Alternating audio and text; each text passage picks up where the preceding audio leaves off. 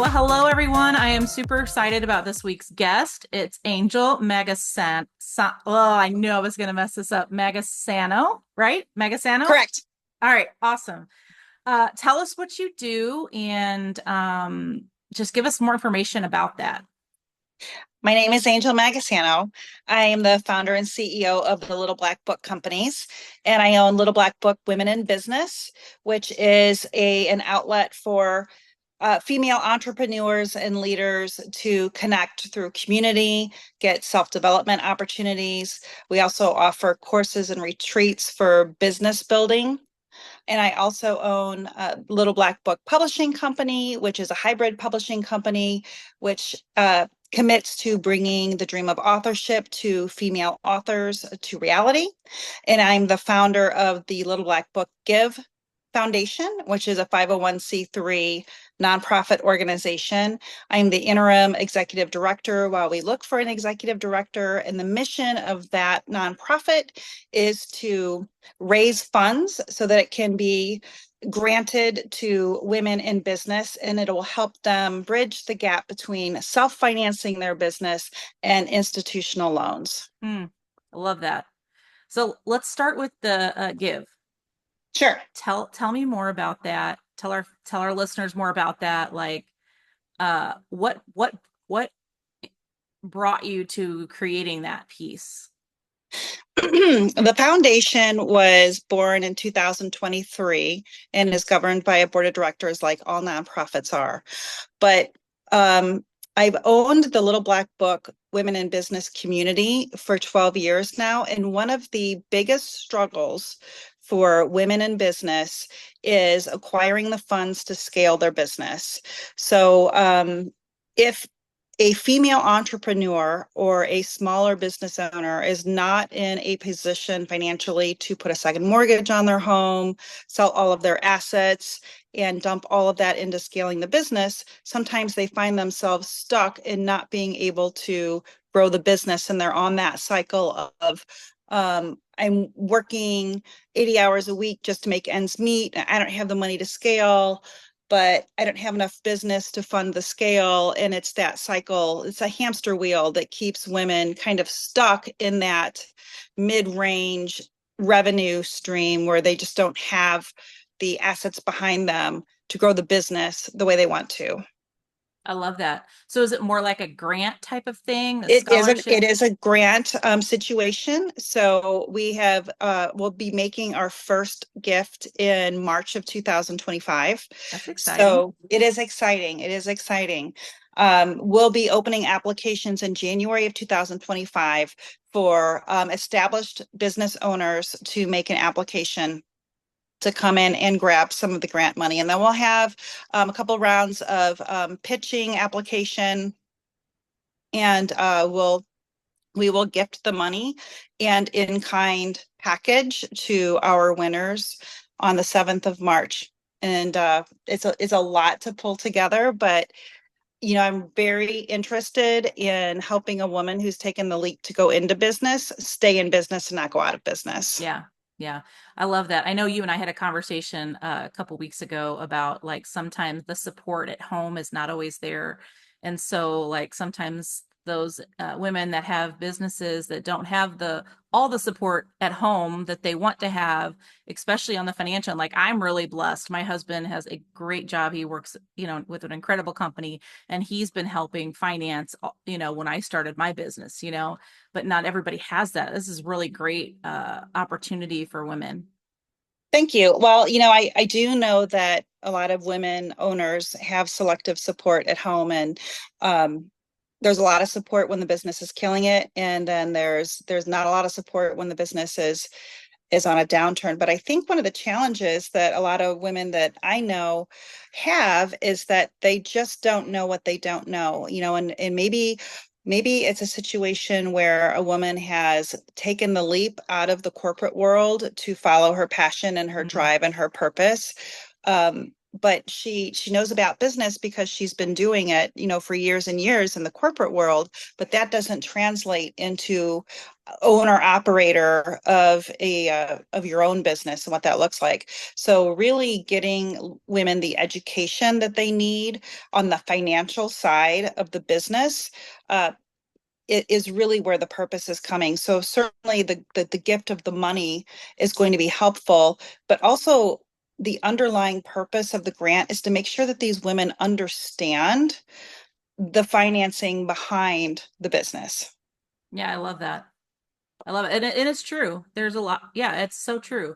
But you think about, I have a friend that started like trying to think of what she calls it. I don't know. Like a home, like she does like homesteading type stuff, right? And there were so many things that she didn't even think about in starting a business. And, now she's still doing great, but the front end of that was so difficult for her. So I love Right. that it's not just about them getting the finances, it's also about them learning about that part of business. Well, when women, in my experience, a lot of women who go into business as a small business owner, they launch into the marketing side of the business first. They need a logo. They spend money on, website or social media management. And that's a mile down the road. That's not where you should start when you're starting a business.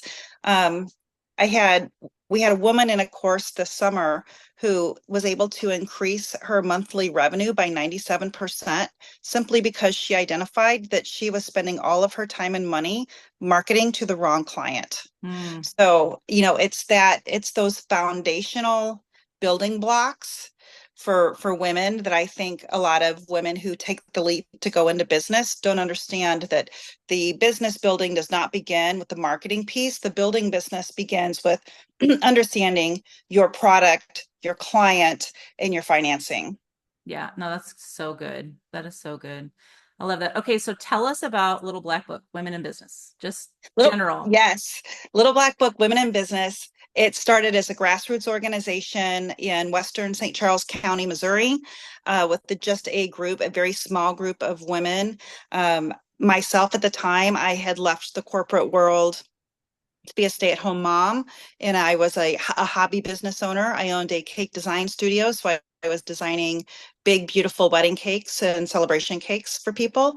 And I recognized that I understood some of the business aspect, just like we were just talking about a minute ago. I knew about marketing because I was a corporate marketing professional, but I didn't know what it took to build the business Mm, as a business. So I started to gather with like-minded women who were also running businesses, small businesses, local businesses, chiropractors, financial advisors, and asked them if I could share my marketing expertise with them. Could they help me with the other sides of the business building? And so that's how the organization really got started so many years ago.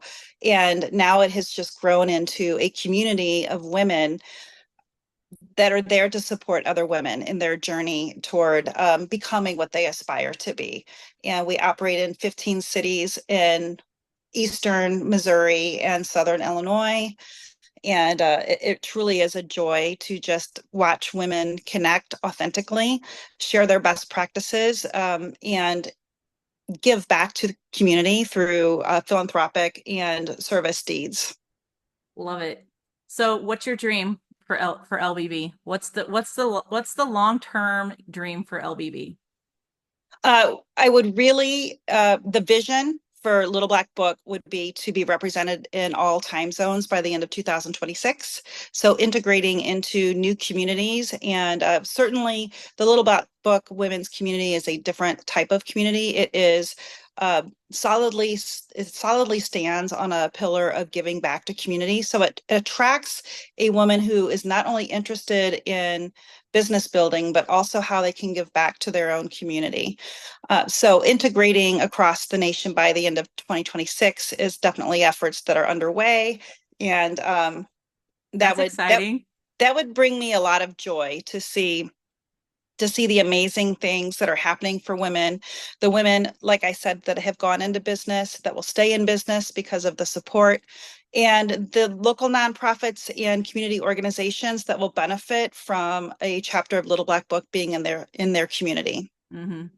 I love, so I'm a member for everybody. I'm a member of LBB, and I love the camaraderie that I have with the other women. I'm in several different networking groups, but the with LBB it's a little bit different. There's just I don't know, because I guess because it's we're all women, you Well, know. we certainly, certainly women connect and network differently, and they can, there's a lot of empathy as to what all of the different hats that someone else may be wearing. Hmm. And also there's a sense of listening. There's a listening skill I think that women have that's just different, Yeah. because they can sometimes hear things that are being unsaid or read, nonverbal communications. So it is a different experience when you're networking woman to woman than when you're networking in a co-ed situation. Do you find that some of the reasons why businesses don't grow is because there's a lack of vision for the future? Yes, I think a lot of local businesses that are established, a lot of service-based businesses that are established. I think that it's not only the vision, it's the long-term goal setting and basic understanding of business building that keeps the business from being successful. Mm, I think that the vision probably is there a lot of times, and the passion is also there 100% of the time, but the knowledge, um, the educational piece, like the just not knowing how to take the next step, that's what I think trips people up. And people put on a face or a mask, if you're in business and you're a service provider, you don't want the clients that you're potentially going to service to know that you don't know all the things. right. So I think that there's a hesitation to ask for help because there's a certain vulnerability that's attached to that. Yeah, that's so true. I was actually talking to a client the other day, and they've been in business for about 3 years now. And I was like, okay, well, let's look at your business plan. And they're like, what's that? And I'm like, Right. Yeah, it's amazing, how many people are out networking. They're spending their time, their money networking and trying to acquire clients, but they're not really sure what they're doing it for. yeah, yeah. They said, well, I have a mission, and I said, that's great, but like, what's your mission? And they couldn't articulate it. And then I'm like, okay, well, let's figure that out first. Let's start Yeah. there. Let's figure out how to communicate this.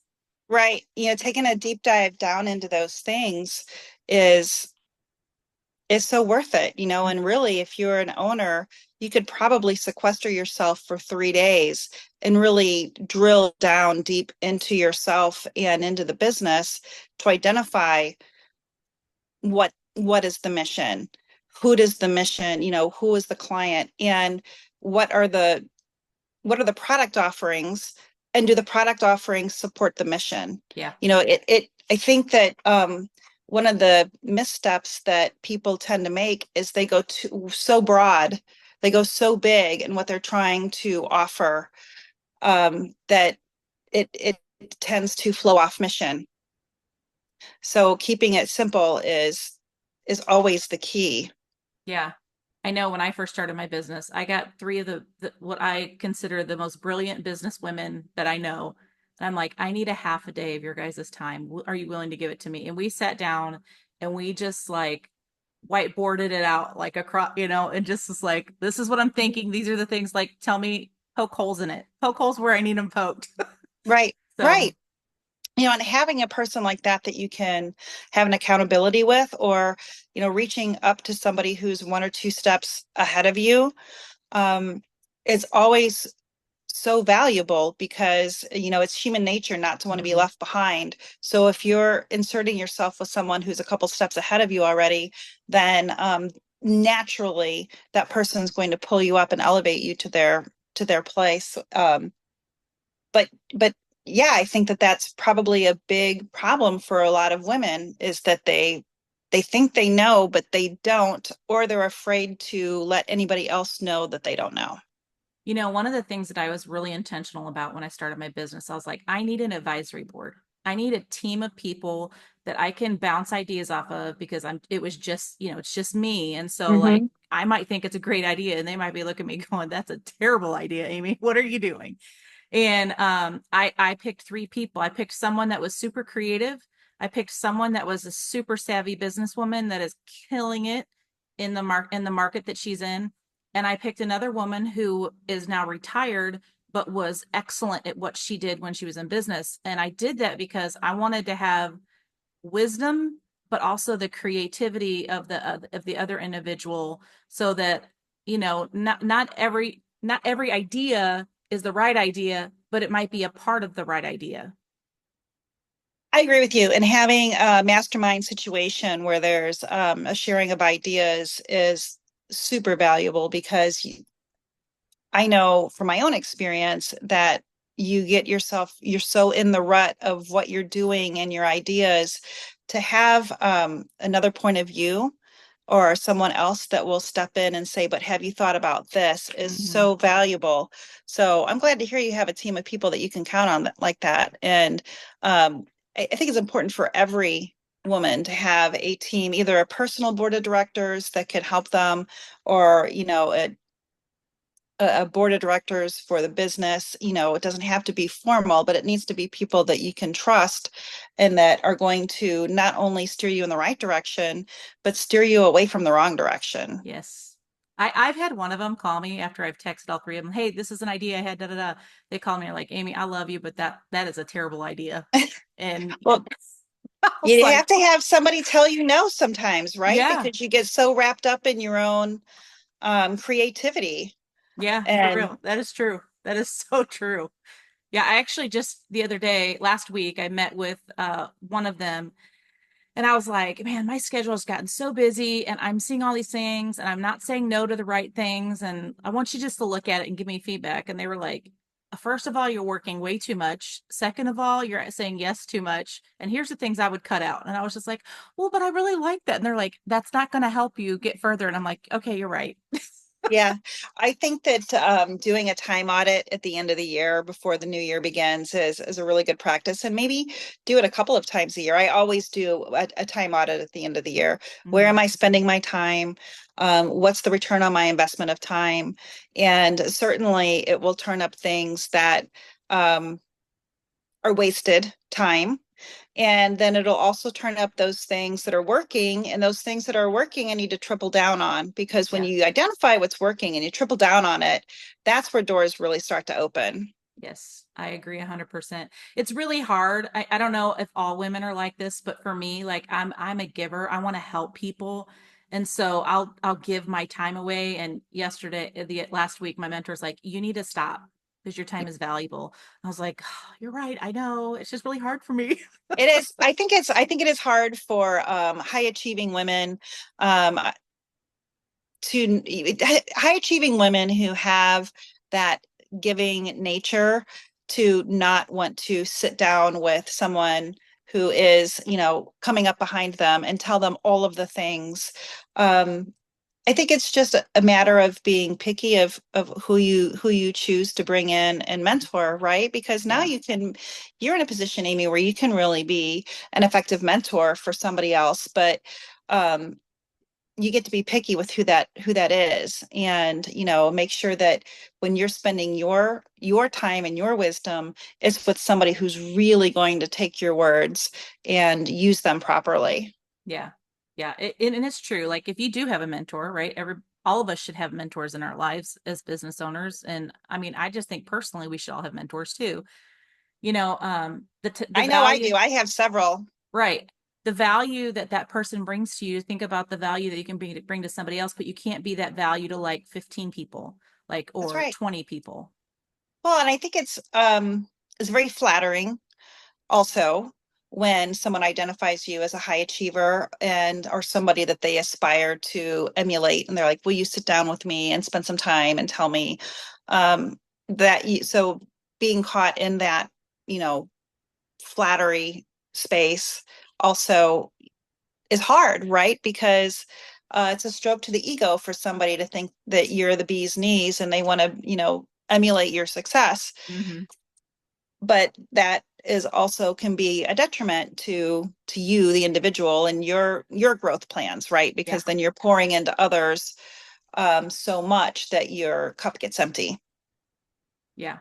So I saw something on your answers to the questions that I asked when we before, when you schedule this. You said know the difference between entrepreneur and business owner. So tell me a little bit more about what you wrote, why you wrote that, and what that means. Okay. Well, I think that a lot of people go into business to enjoy freedom of time and freedom of financial freedom. And what they find when they get into business, when there's no safety net of a paycheck coming in, that what they have done is buy themselves a job. Hmm. So um, they work more than they would if they were working for another because there's no plan B. And they could be living paycheck to paycheck. There's so many expenses that come along with being a business owner that potentially someone that's taking the leap into business, they just don't know about those expenses until they pop up for them. And so an owner is somebody that really is just still working in the business, in my opinion. Like they can't get themselves out of being the operator and into being the owner. Hmm. Entrepreneur is someone who has identified the business, the plan, has put people and systems in place for the business to run. They have multiple revenue streams. They're diversified in their entrepreneurship. So, an entrepreneur is really someone who has been able to identify the systems and the people, make that work, and not have to work in the business. And they become just the owner and not the operator because it's being competently operated by other systems and people. And so I think that everybody, me included, I am striving toward that entrepreneurship so that I can realize not only financial freedom, but the freedom of time that is so alluring when people think about entrepreneurship, freedom of time is always one of the big things, work where you want, work when you want, only if you're living an entrepreneur's life. Because if you're living an owner's life and you're in it day to day, you have to work all of the time. Hmm. And a lot of times you have to work from your local space. So to me, that's the difference between being an owner and an entrepreneur. I love that. So with that in mind, what are you doing to get yourself to the entrepreneur fully in that space? Or do you feel like you're I there? have I have such a competent team running the Little Black Book community that it allows me to dive into other projects that really fill my passion. Um, the courses, the retreats, the business building retreats that I offer as part of the Little Black Book services, those are my jam. Anytime I can get some women in the room that don't know one another for a week for business building, that always produces amazing results. So I feel like I'm getting to the point where I can realize that entrepreneurial spirit, and I'm recognizing a little bit of freedom of time and financial freedom, but it's because I have such a strong, competent team in place, and we've made so many mistakes over the years that we've got our membership platform kind of down to a machine. Hmm. And so the systems work, the people work, and that allows me to step aside and do some of these other things that really fill my cup and also diversifies my income stream. Yeah, I love that. I know that like being an entrepreneur means you have a plan. It's not just a lot of people think they're just creating all the time and you know, oh, you're an entrepreneur. Oh, what kind of businesses do you have? And I'm like, well, not I just have one right now. Yeah, But the plan is to have more. Like, yeah, like I know for myself, like I would consider myself a business owner currently, but I have a plan for a 5-year plan to where in 5 years I have mentors and trainers that are working for my business, but I'm not working for in my business, if that makes right. sense. Of I'm course, it makes all the sense. Yeah, I can't wait for you to get there. It's a beautiful thing. We launched I launched the Little Black Book Publishing Company with a partner in 2023. And so that is a second business with its own revenue stream, its own team, its own systems. And it's just a lot of fun to work with these different teams, these different leadership teams that all have different objectives, but they all fall under the same mission of supporting and inspiring and empowering women to become what they aspire to be. I love that. That kind of brings me to the next question. So I asked you about your leadership philosophy.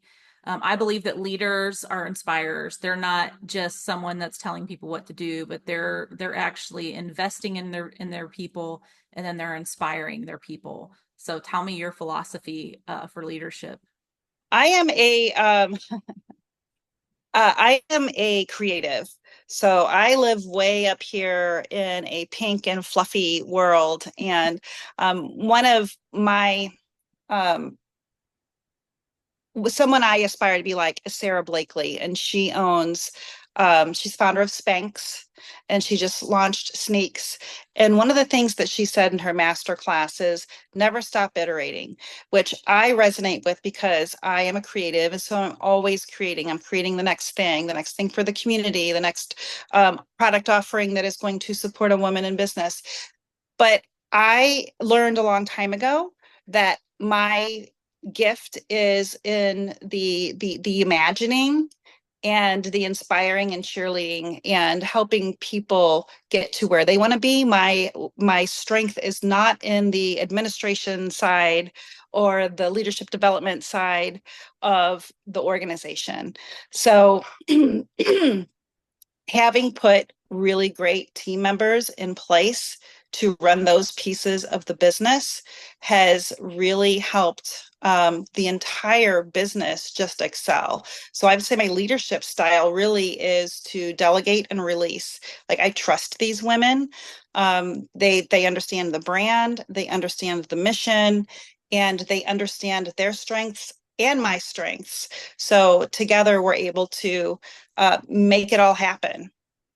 I love that. I have to say, like, uh, I know I myself have worked for an organization that didn't value necessarily the strengths that I had in some of the creative. Well, you're not creative. You hear that a lot sometimes, where people that kind of can live in both spaces, like I'm really great at looking at systems and processes and putting things together and making it make sense.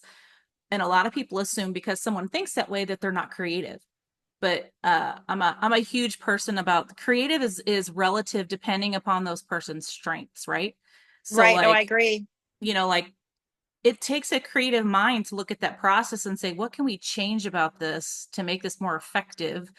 And so I don't know. I just the thing creative, like just when you hear people talk about it, a lot of people think that it's just like the people that are imagining new movies and all of these things, right? And that is true. They are creative. I think all of us have a little bit of creativity in us. It just looks different. It does. And I think that creativity also is drawn from someone's lived experience. So, that's why I value having accountability partners Mhm. and other leaders that I give entree to, tell me how to make the businesses better, right? Because their lived experiences are so different than mine, and everybody brings something different to the table. And I love that because so many times I go down my creative pink and fluffy path, and I'll have a team member bring in the relevant piece or a Mhm. logistical piece that I wouldn't have thought about that's going to keep my pink and fluffy path from being able to be executed because it's just Yeah. not it just wouldn't shift into reality. Yeah. It's really interesting.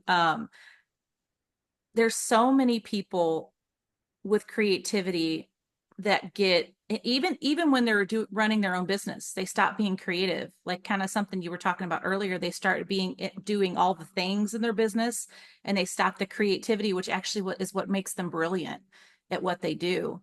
And I love exactly what you're saying, and I hope people really take that to heart when they listen to this, because don't lose your creativity in the things that you're doing. Keep your creativity as part of what you're doing.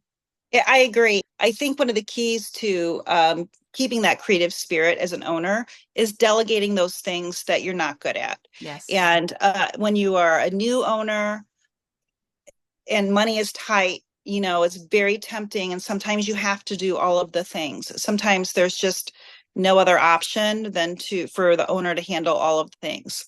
Yeah. But when you can take that next step away from solopreneur into funding a team or delegating those tasks that are outside of your zone of genius, then that brings you back around to your ability to be creative and think and generate new ideas for business growth and development.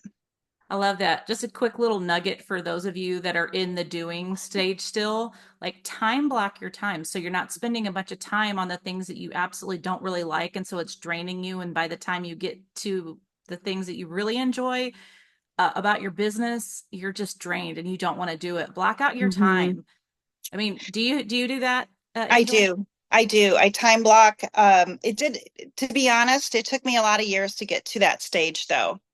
I've told countless people that I have wasted a good 6 years of Mm, time not knowing what I didn't know and over networking and under following up and doing a lot of things that new business owners do wrong. But I am extremely time blocked, and the more maybe the older I get or the more seasoned I am in business, the more intentional I am with the time blocking, and the less I'm just not as willing to overstep the time block, because if I overstep the time block, then something is going to fall, or that something's going to be pushed, hmm. and that's going to push everything back, and I just can't allow something to come in that way. Yeah. And I think that's probably a mistake that I made for years and years in the past, was I would allow circumstances or opportunities to shuffle in and take the place of what I had planned on the calendar. And that just derails the whole kit and caboodle. Yeah. Yeah. I share this with my clients. Something that I do is I bookend my day. I start out with like the three top things I have to get done today. Like these are super important. And then I write down what is all the things that I did today? What didn't I get done? And why didn't I get it done? Because it helps you keep that mind, yeah, that frame of mind Sure. of like, what do I need to get done today? What's Yes. most important? I have I'm a checklist person. So I am a doodler and a checklist person. So I've got my list of things I need to do today. And of course I have a CRM that has a very sophisticated project and task manager. Hmm. That's great, but my creative brain needs to write things down and doodle on them and make sure that I get to them in a day's time. Today I have three tasks that I need to complete to move the needle forward. And that really does keep me on track. Yeah, it's amazing to me when I sit down with the client and I'm like, okay, tell me what a normal day looks like for you. And they're like, well, it's different every day. And I was like, okay, well, like give me an example.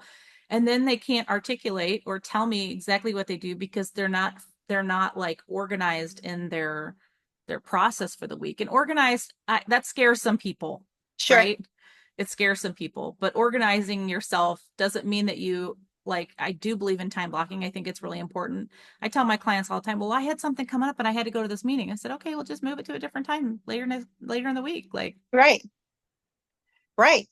Yeah, I believe in time blocking, and ever since I mastered maybe a strong word, you probably mastered it. but I know exactly how my week looks, and I keep my Mondays open for team meetings and opportunities like this. I keep my Fridays open for in-person connection meetings, and then I have a very regimented Tuesday, Wednesday, Thursday almost every week. And it just has to be that way because I have such a massive team. They have to know kind of where I am and where they can expect Mhm. me to be over the course of the month.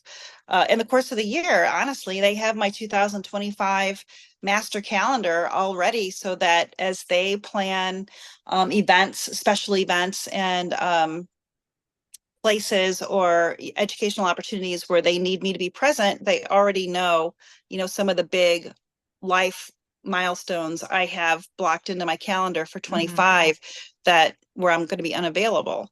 So I Yeah. think that making sure that as the lead person, that the people that are tasked with doing some of the work understand what your availability is going to be, right? So and having that time blocking management style is going to help everybody in the organization kind of sync up.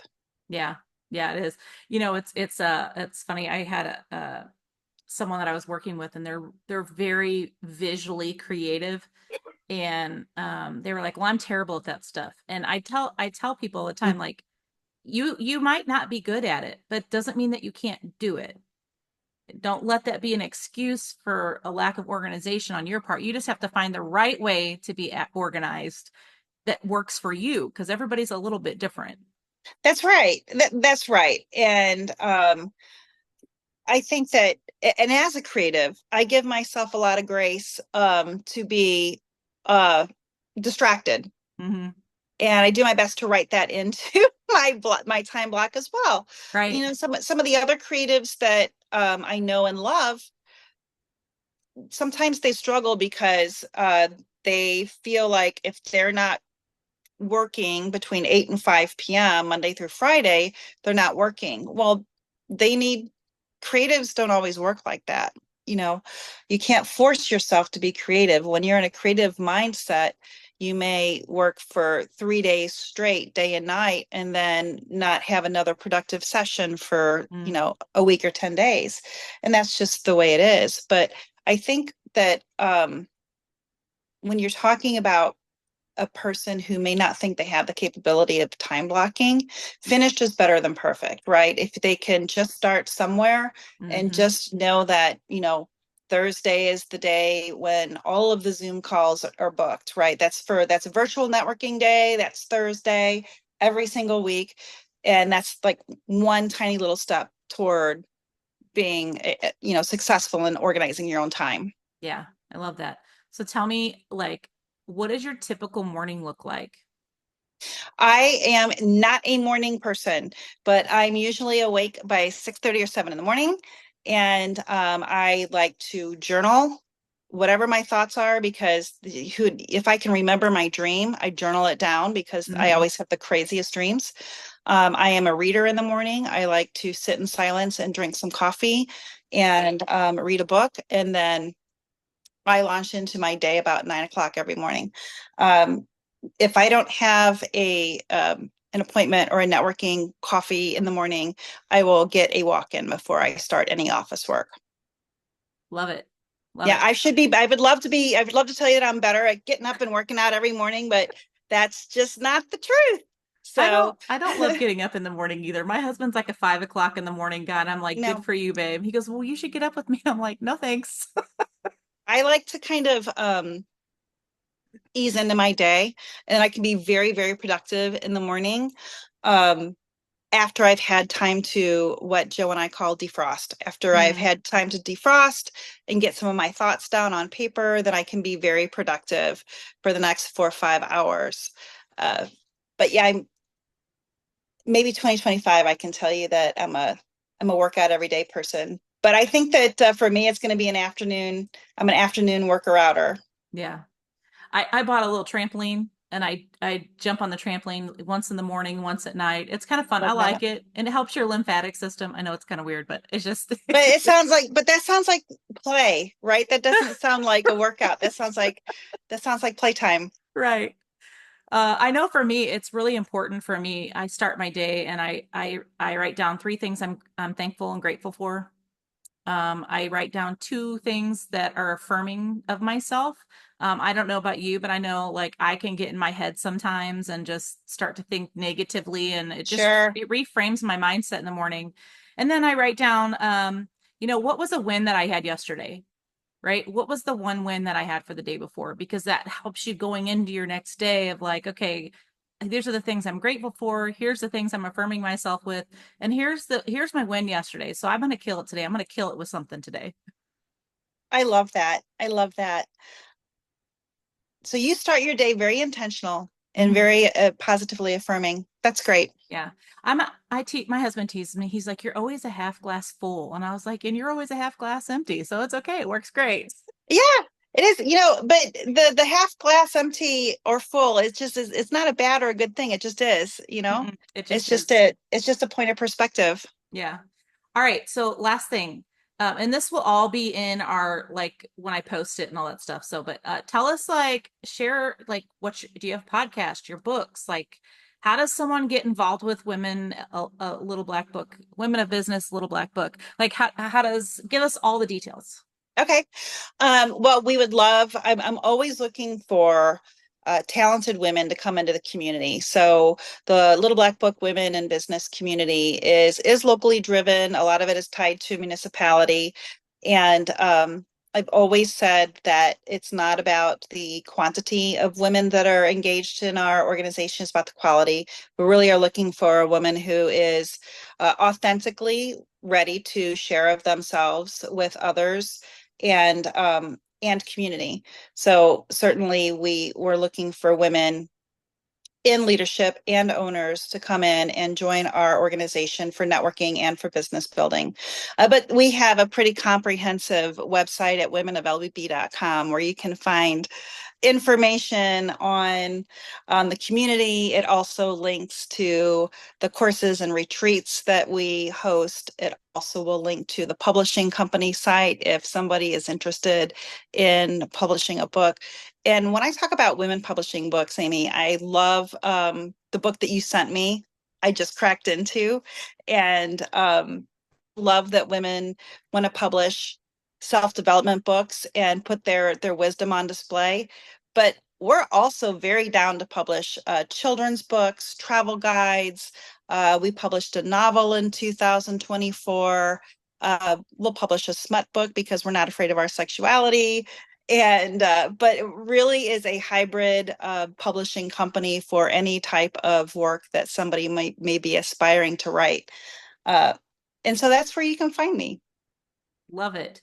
So have I believe you've written a book, have you not? I did. I authored an anthology and pulled together a book called Success Matters.